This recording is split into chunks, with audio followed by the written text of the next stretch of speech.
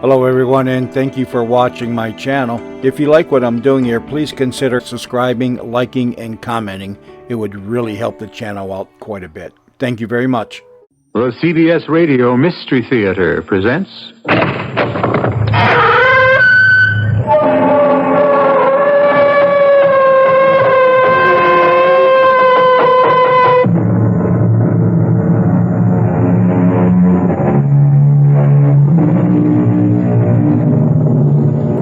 Come in. Welcome. I'm E.G. Marshall. Some very strange things are about to happen, wherein the basics of normal living are drastically altered, and two people become lost in... Well, you'll hear. It'll all come out as we go along. Norma and Hal, he's Harold Glenford III, have inherited an ancient brownstone on New York's East 58th Street. Hal hasn't seen the house or the uncle who left it to him since he was a little boy. He doesn't know what to expect any more than Norma does, as they inspect the old house now for the first time since it became their own. Yeah, you need a machete to get through these cobwebs. Well, nobody's lived here in 10 or 15 years, you said. But it's going to be beautiful. A little belt tightening, maybe, but we can make it. I don't advise tightening your belt. No kidding, Norma. The baby's due in April. You're going to have to stop working pretty soon. It's not going to be easy on my salary alone. Oh, nobody said it was going to be easy. And there are the ghosts, of course. Cut it out. Well, now, according to Uncle George, that's the reason nobody's been living here. The ghosts drove Uncle George himself out. That's what he said. And he couldn't keep the place rented, so he just gave up. Okay. A house like this needs a ghost.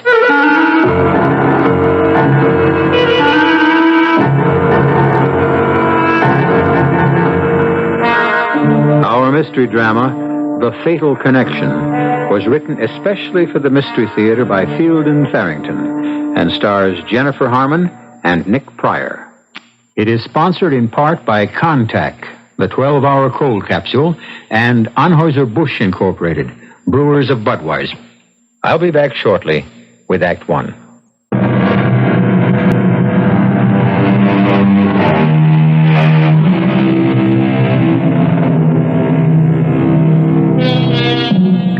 Many scientists and philosophers see time as a road along which we pass, or a river along which we drift, the future waiting for us just around the bend ahead, the past obscured but not obliterated by the turn we just made. The rest of us, ordinary mortals that we are, find the moment in which we are currently trapped just about all we can handle. Norma and Hal Glenford have moved into their old house on East 58th Street. The furniture from their former 3-room apartment only half fills the first floor. The second floor and the attic-like third floor will have to wait. Except, Hal, we'll have to have a nursery.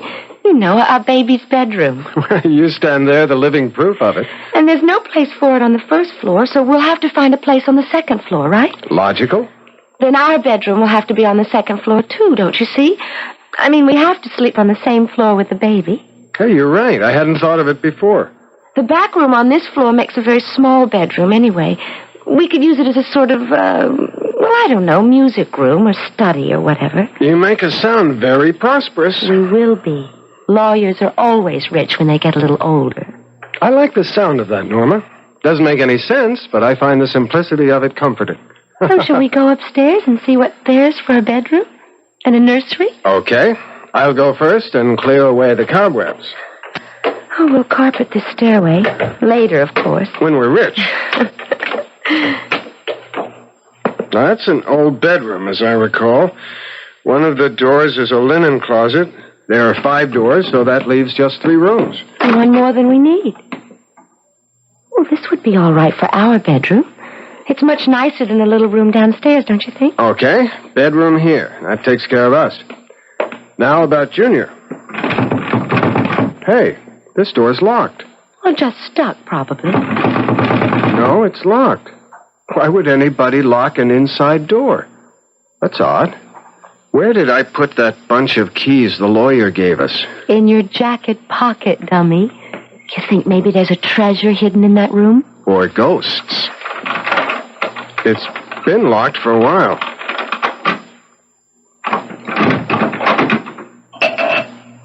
It's all furnished. Son of a gun. Right out of the 19th century.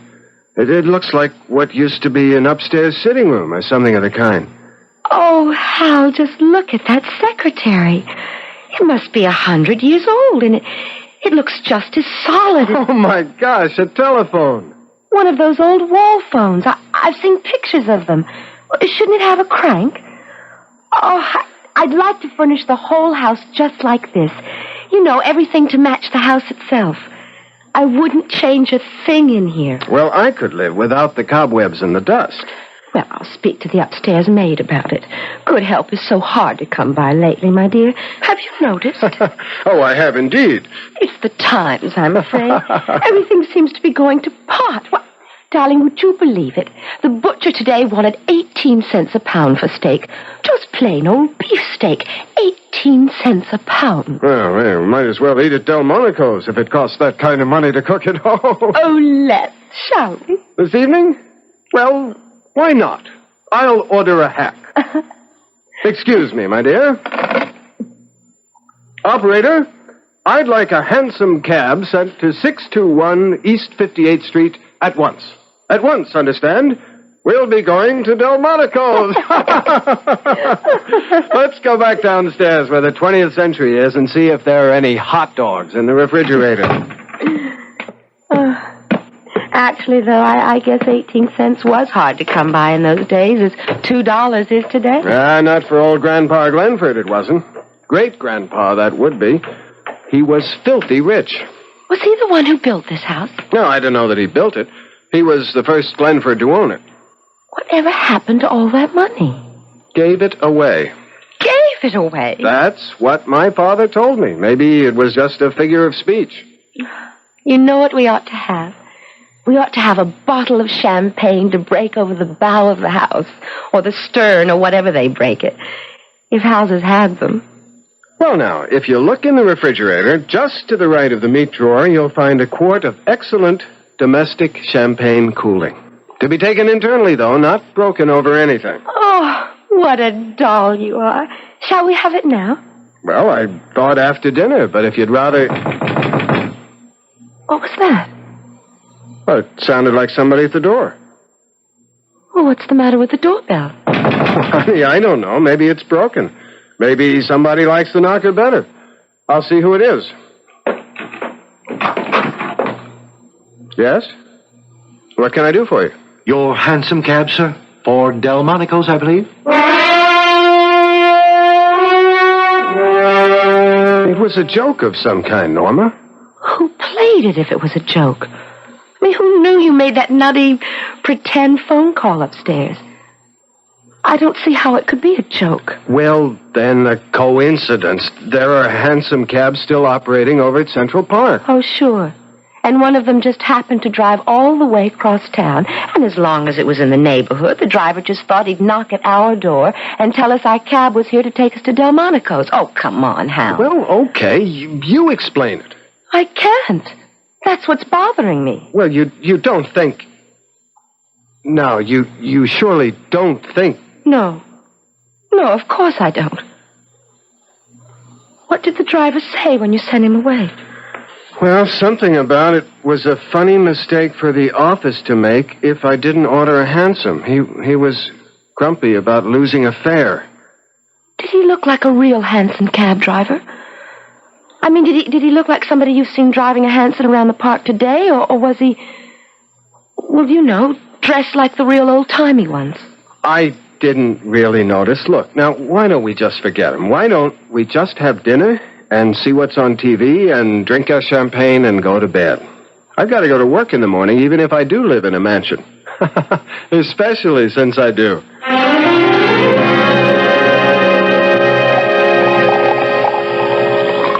Here's to great-grandfather Glenford. Look, take it easy with that stuff, will you? The bottle's half gone already. You're a novice at this, remember? And here's to handsome cab drivers everywhere. Hey, you know what we ought to do? There isn't any more champagne, if that's what you mean. I only bought one bottle. No. What we ought to do is something about that phone upstairs. Yeah, like have it taken out. No, I want to order something. A new dress. Something like that. I mean, if they send over cabs when you order them, why not? You'd better let me finish this bottle. Bring it upstairs. Come on. 4 years it's taken me to find out I married a lush. There it is. Our fairy godmother compliments of the telephone company. You want to go first? No, you go ahead. I'm just along for the ride. What shall I ask for? No, look, don't fool around with one dress. Ask for a whole new wardrobe. As long as you're going to be a kook, you might as well be kooky in the grand manner. You're a genius. Hello? I want a whole new wardrobe. Oh, no, 2 wardrobes. One for myself and one for my husband. Everything in the latest style and everything must fit perfectly.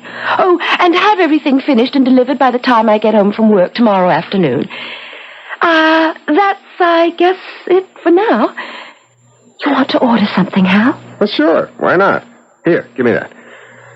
Hello. I want the house completely redecorated. Completely. Restored, I should say, exactly as it was when the place was new. And I don't mean just when you get around to it. I want that finished by tomorrow afternoon also. By the end of the working day. Thank you. Beautiful. Let's finish this bubble water and get to bed. Hey, what do you bet you have a headache in the morning?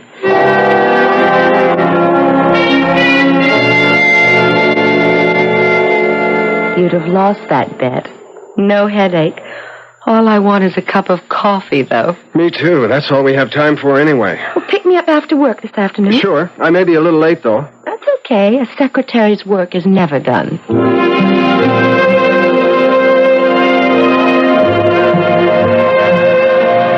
So, after I spend the better part of 3 weeks working on this brief, and it's brilliant if I do say so myself, who do you think is going to take it into court? Mr. Fuller? Old J.C. himself. Who else? How was your day? Oh, you know. Once you've typed one letter, you've typed them all. You know something? We ought to walk home from my office every evening. Hold my briefcase while I unlock the door, will you? I wonder if they finished. Who finished what? The decorators, you know. You told them it had to be finished by the end of the working day. How? Now, this is too much. I mean, what kind of a joke? It is, Hal. It's all been redecorated, restored. Just like you ordered. Oh, Hal. Hey, where's our new television set? Now that is going too far. That set cost color TV. That was a 21-inch screen. But how did they do it? Who did it? I mean, I can't figure. Hal. What? The refrigerator's gone. Look at this thing. What is it? It's an old ice box. It's full of ice. I don't think you can get ice like this anymore. There's something... This is all wrong, Norma. It's not a joke, is it, Hal? Nobody makes this kind of a joke. A coal range. An old coal range. My grandmother Scott had one of those out in her summer kitchen. Nobody used the things even then. The toaster, the blender, everything, Hal, it's all gone. That telephone. That damn telephone. It's real, isn't it? It really is real. You tell the telephone you want something and you get it. It's like a genie in a bottle. You just order it and I think I'm scared. All right. If it'll work one way, it ought to work the other too. In reverse. What are you going to do, Hal? Come on.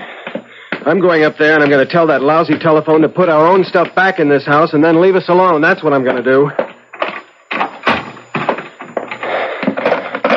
Now listen, you, whoever you are, I want you to stop... Number, please. Oh, my God. Hal? Norma, let's get out of this place.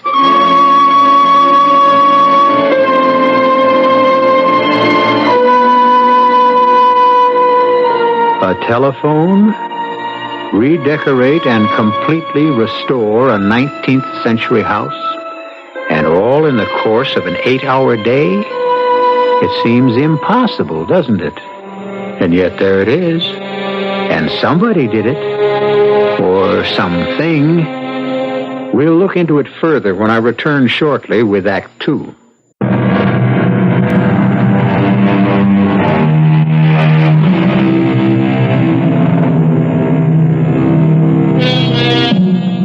Time.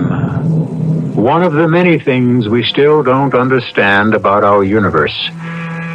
Now here, in an old house on New York's East Side, Hal and Norma Glenford have found an antiquated telephone that seems to constitute some kind of flaw in what we consider the natural passage of time.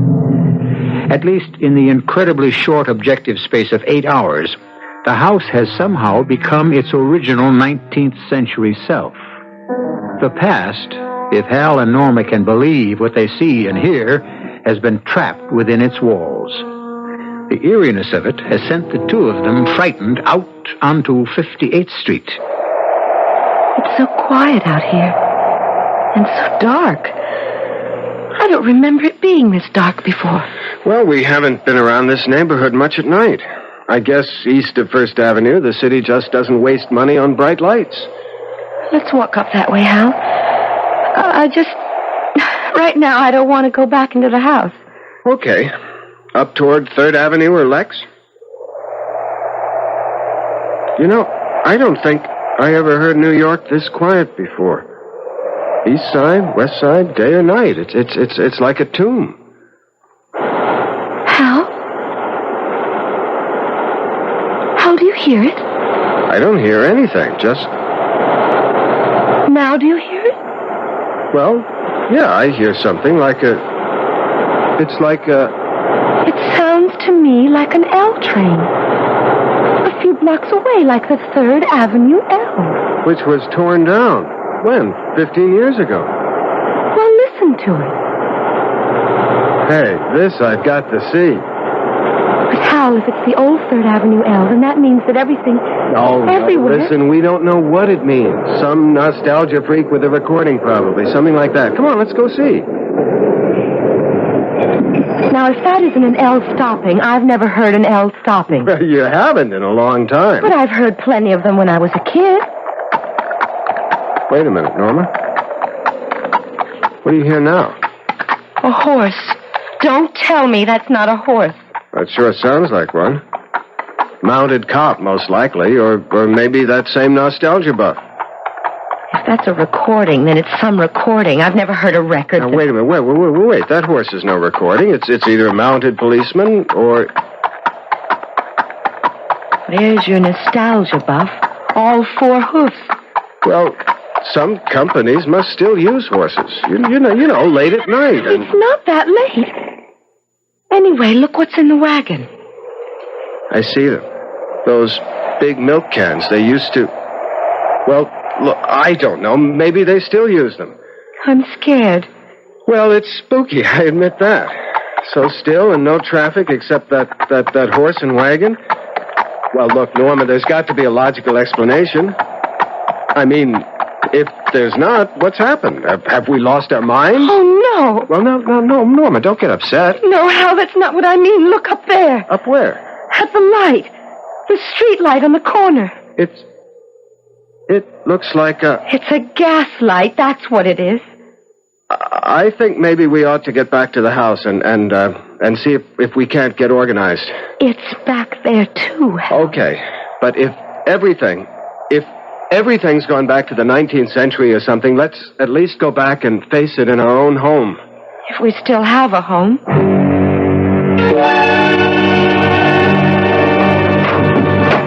The key seems to turn easier. What if there's somebody in there? I mean, we didn't live here in... Oh, what year do you think it is, Hal? It's... Oh, Lord, I'm so mixed up. How can it be anything but 1974? That's what it is. Or was, or will be. Now, we've got to stop this foolishness. The first thing we need is some dinner. Maybe with some good solid food inside us, we can take a more reasonable view of this mess. I don't know how to cook on a coal range. I don't even know how to make it burn, do you? Well, we were lucky there was some stuff in the icebox already cooked. I wonder who cooked it. Maybe my grandmother. What do you suppose happened to them? Your great-grandmother and grandfather. Are they supposed to be living here? Are they going to come walking in and... Listen, what's that? It's that phone upstairs, Hal. You mean the one that... Oh, Lord. Let it ring, Hal. Just let it ring. I can't. If it's somebody from whatever year this is, I've got to talk to him, Norma. I've got to. All right, but I'm going with you. They put carpet on the stairway, or had it on the stairway, whichever. Hurry up, will you? I don't want whoever it is to hang up before we get there. It's actually a new house now, isn't it? You don't see the signs of age anymore. It doesn't look like 1,000 coats of paint on everything. Hello? This is Bill, Harold. Where have you been all day? Well, I practically camped outside your office all afternoon, and you never did show up. who did you say this is? Are you all right, Harold?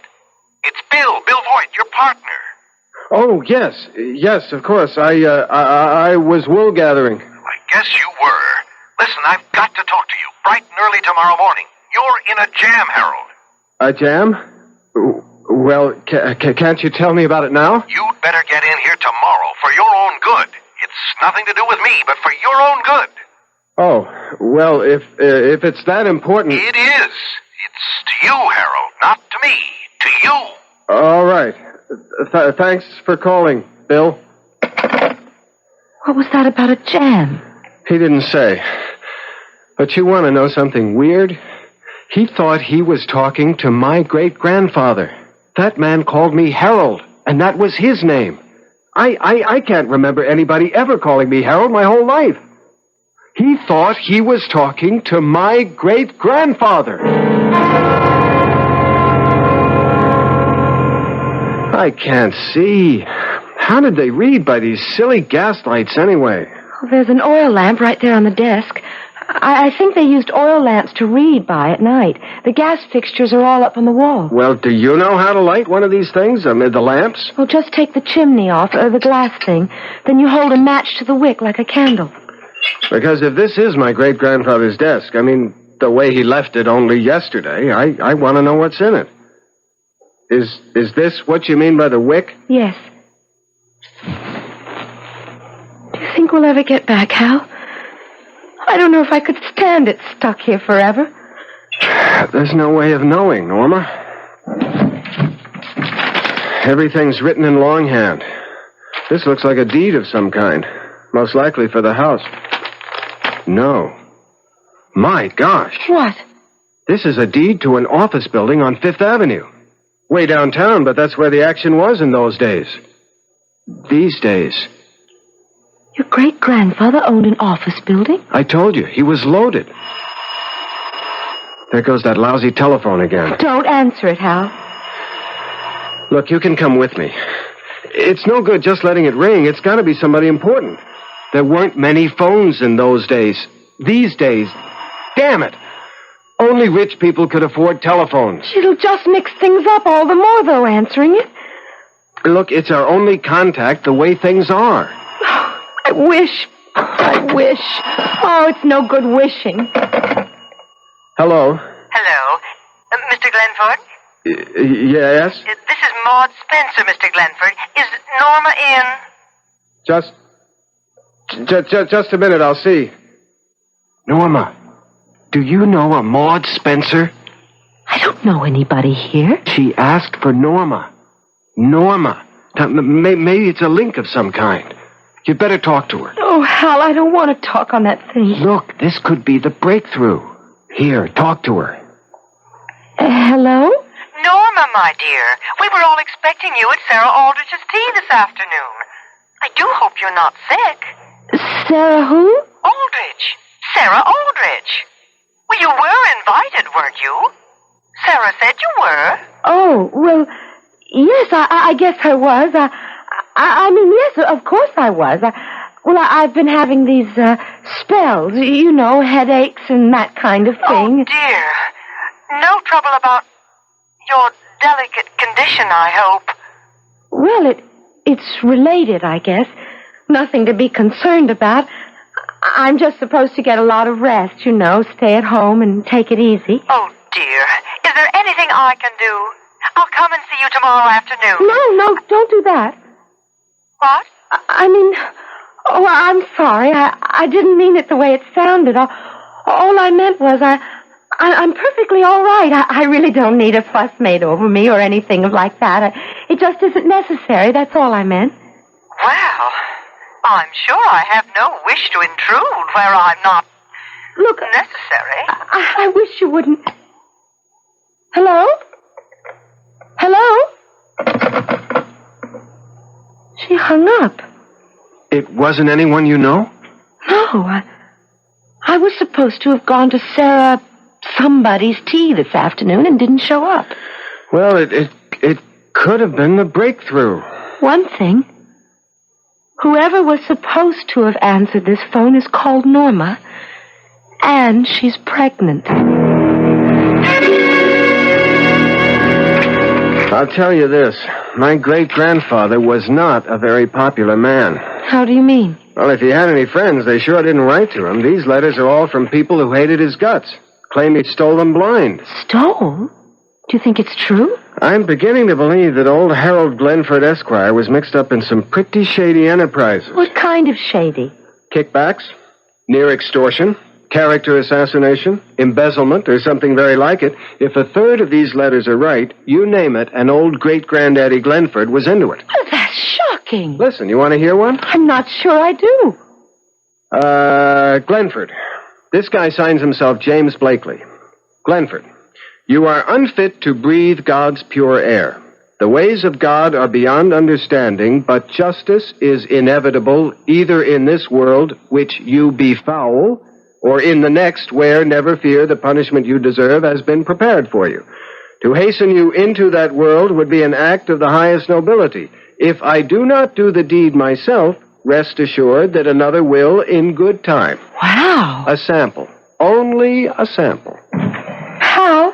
Well, what is it? Look at this. It's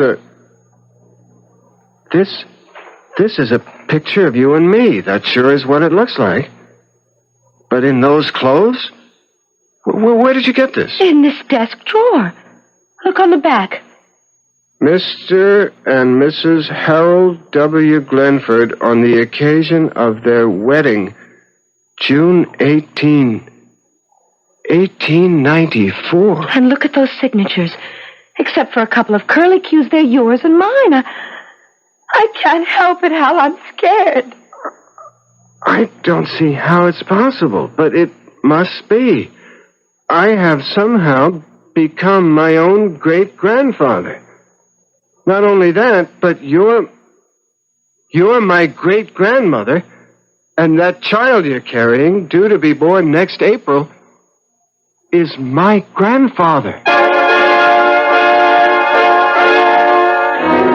Paradoxical? Well, yes, of course. You presuppose paradox the moment you start moving about in time. How do you know you aren't your own great-grandfather or grandmother? If tomorrow you found an old telephone in your attic, well, how do you know?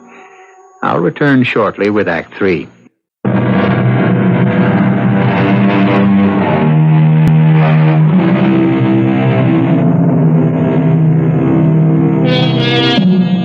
If I had my life to live over, that's not an uncommon expression. We've all heard it.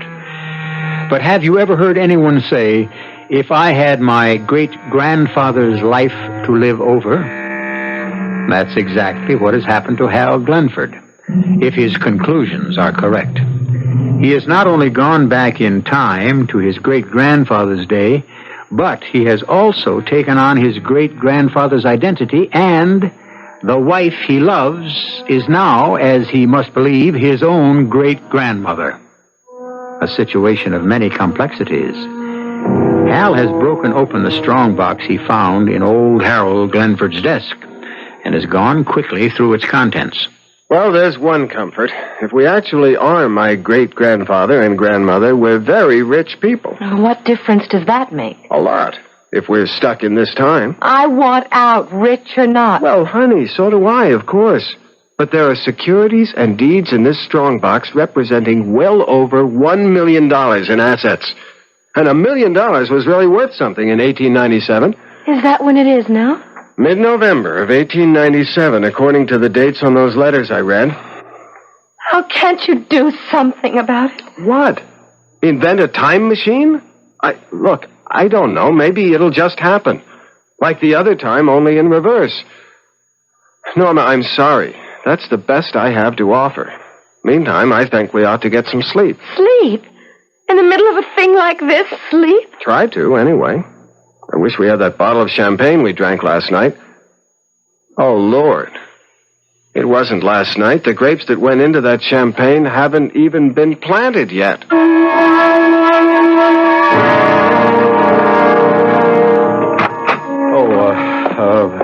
Hello there. I'm sorry. I didn't realize you had someone in your office with you. Never mind, I was just leaving. Sit down, Harold. You were wise to shave off your beard. Oh, yes. Well, my wife never really liked it, and I thought... Well, it served you well. Blakely didn't recognize you. Was that James Blakely? What are you talking about? You know perfectly well it was James Blakely. No, I mean, I had a letter from him yesterday. I could have... do you know I could have him in court for some of the things he said? That's rather funny, you know. You having James Blakely in court instead of the other way around? That's really very funny. I don't think I know what you mean. Well, that's neither here nor there. I want to dissolve our partnership, Harold, as of this moment. Oh? Do you mind telling me why? Do you really think that's necessary? I wish you'd tell me... All right. I've had my fill of being a thief's associate.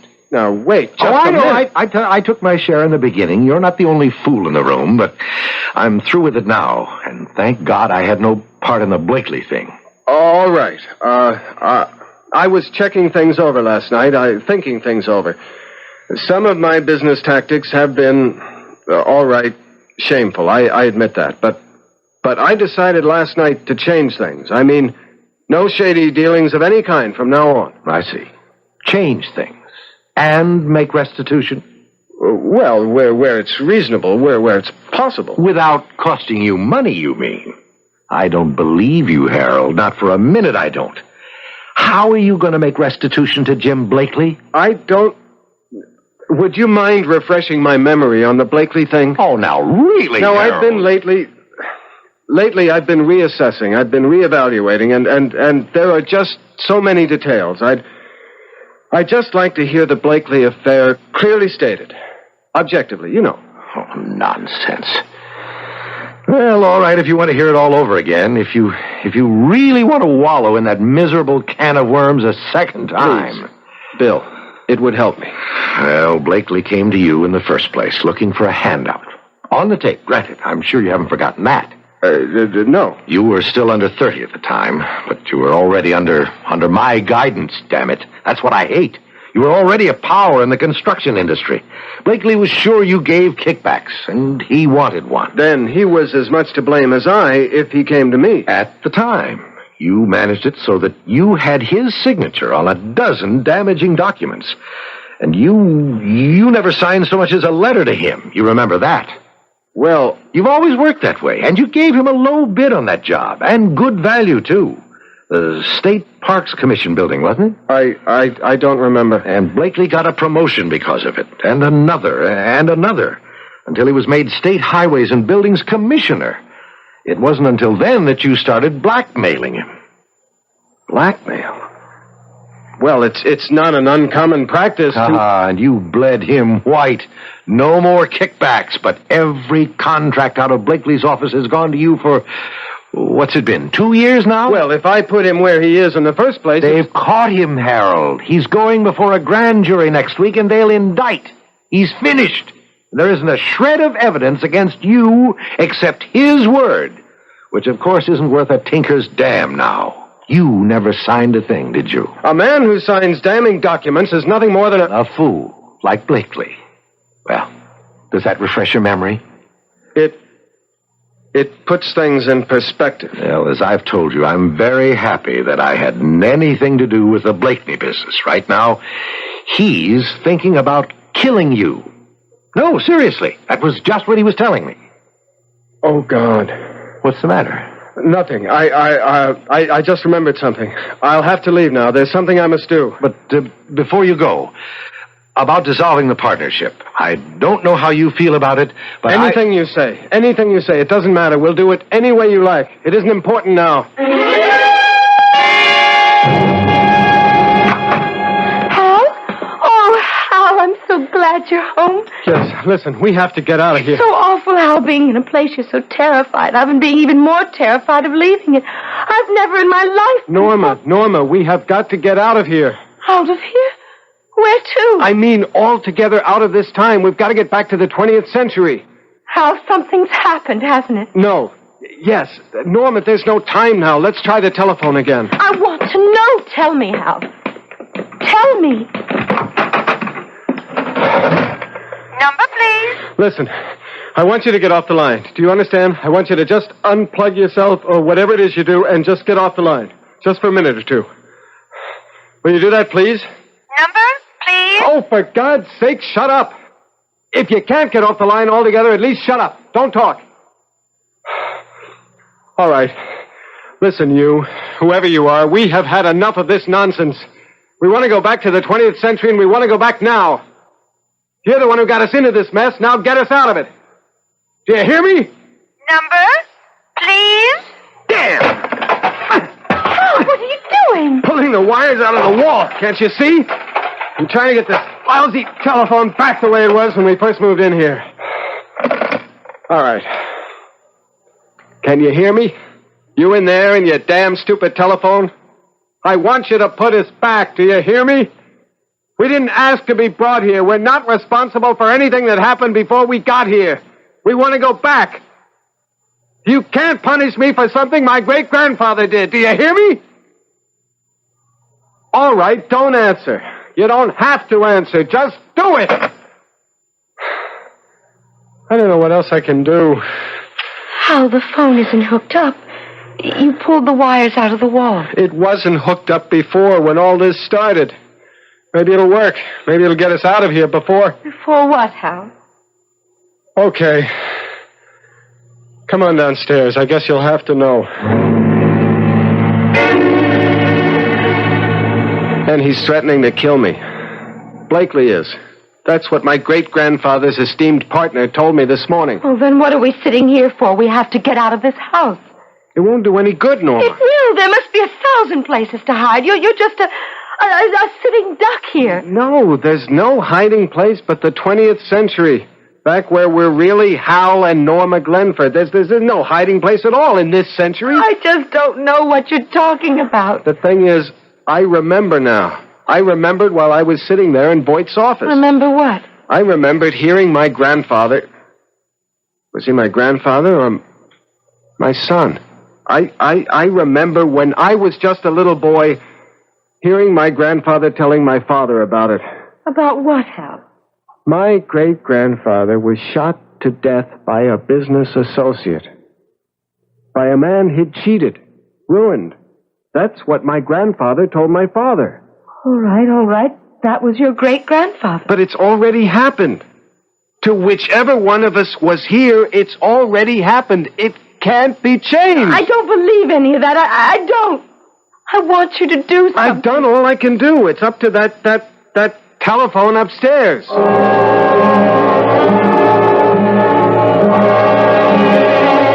Maybe if we just sit here and think 20th century, it'll work. Close our eyes and just know we're in the 20th century. Listen for auto horns. Think about the Pan Am building. Try to decide what we'll watch on TV later. Breathe the polluted air. Mightn't it work, Hal? It couldn't hurt. Close your eyes. That'll be Blakely. Don't answer it. Do you think I'm crazy? Now listen to me. If he's got a gun, he can get at us through the front window. I want you to head for the coat closet as fast as you can and get in there and stay in there until I tell you to come out. Have you got that? Yes. Norma, get in the closet!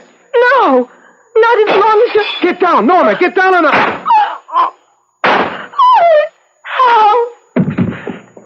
Hal? Don't move, Norma. He may still be out there. Hal, you're bleeding. I am. I don't feel anything, but I can't seem to... All over your shirt. I'm going to call an ambulance. Now, don't move. I'll be right back. Don't move. I can't call an ambulance. I pulled the wires out. Remember? I'll go out, Hal. There must be a cop or something. I'll go, Norma. Please. It wouldn't do any good. It's already happened. But I can't just... I might not be here when you get back. Oh, Hal. I want to tell you something important. All right. The kid. Next April.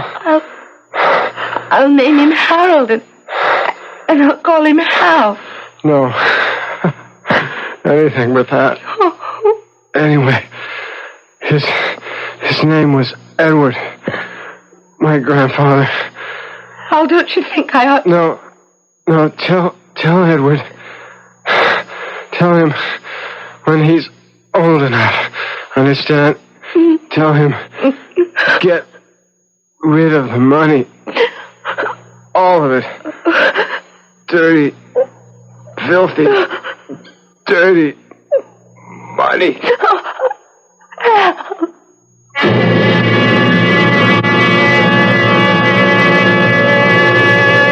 Justice must be served. That goes without saying. But how many times? It's unlikely, of course, that anyone listening to me at this moment will ever find himself unexpectedly living in the 19th century, but just in case, how much do you really know about your great-grandfather? I'll be with you again in a few minutes.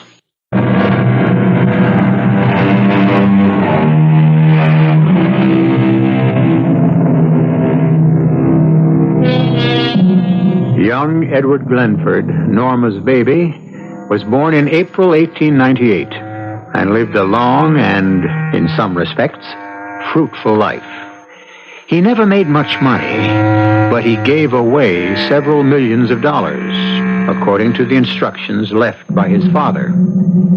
But was it his father or his grandson who gave him those instructions? I leave you to puzzle it out for yourself. Our cast included Jennifer Harmon, Nick Pryor, Robert Maxwell, and Joan Shea. The entire production was under the direction of Hyman Brown.